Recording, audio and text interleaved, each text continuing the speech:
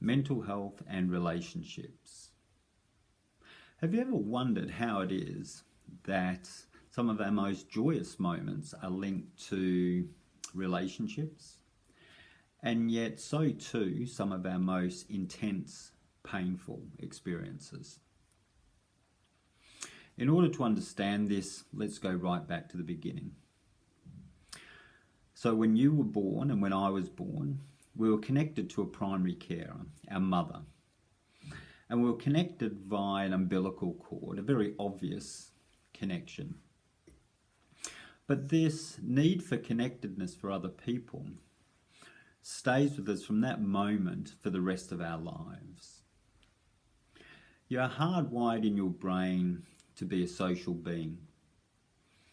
And we know that feeling of connectedness, feeling safe, feeling protected, feeling nurtured, all play a part in our survival and also our growth. Let me try and explain this in some everyday language. About 20 years ago, I took myself off to buy a new dog, a puppy. And I was looking for a boxer, and there wasn't too many breeders in Australia where I lived at the time. But nonetheless, I went along to this breeder and there was one left. And the breeder said to me, this particular puppy has epilepsy and she's likely to be stunted. Now there's a term we often use to refer to the puppy that's left in the litter or left at the pet store. And it's the runt of the litter. Now whether you realise it or not, every person is hardwired to not want to be the runt of the litter. We're actually hardwired to need to feel valued, like we belong, and that we have something to offer to the broader group. If, for whatever reason, we start to feel as if we're not valued through bullying, we might be part of the minority group, or just because we've been told that we have no value, then we begin to wonder, do I have anything to offer the broader group? Would it really matter if I was here or not? Would anybody miss me?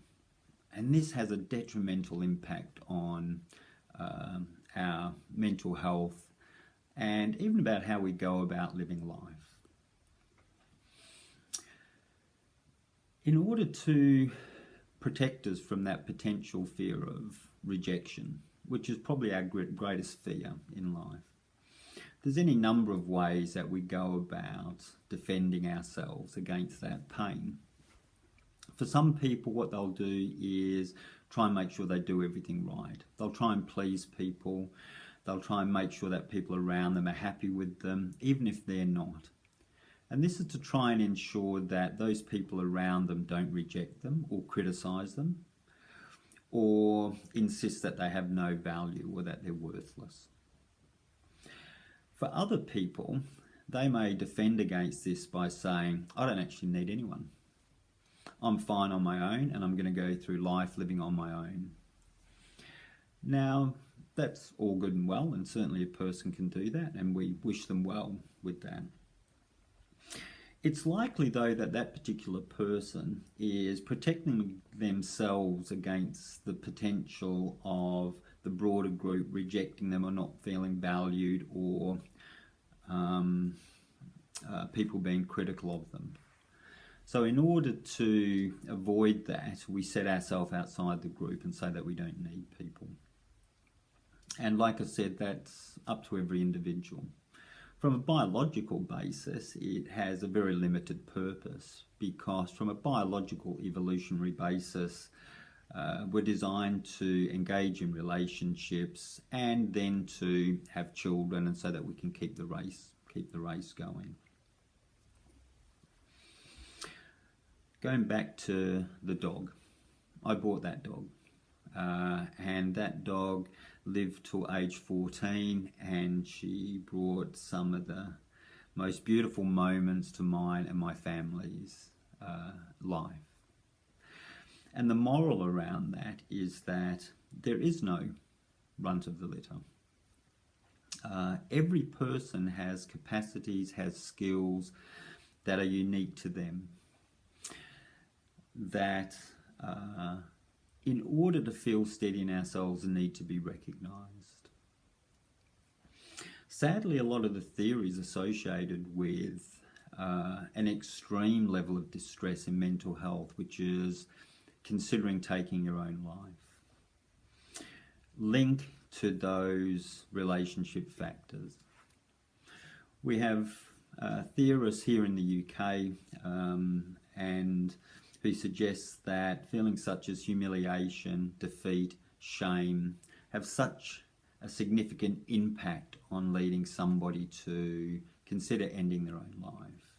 An American theorist suggests that an absence of belonging or a feeling of burdensomeness are those influential factors. So we come to see that relationships can help in steadying us, yet they can also have such an impact on creating anxiety and depression and unhelpful thoughts around how valuable we are. The couple of take-home messages around this. We're all social beings and we all need to feel connected to others. Every person has a value that is unique to them. And having people around them that notice that value and that build on that value and increase their capacity is a protective factor against developing mental health related conditions. A second take-home message is look after your relationships and look after the people that you care about. Or if you work in areas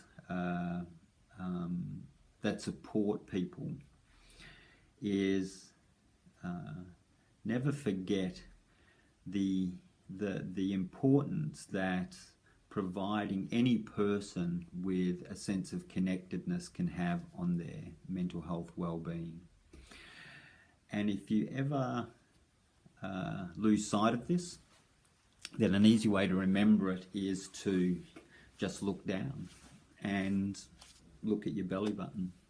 We all have them. And that all reminds us of the importance of connectedness.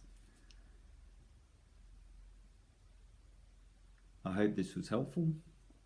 If you have concerns about somebody or yourself and that such strong feelings of disconnect or burden or lack of value, then use this short video to find the support that you need. And if you're in a position of such distress, contact that mental health professional, because part of their role is helping build those connections, helping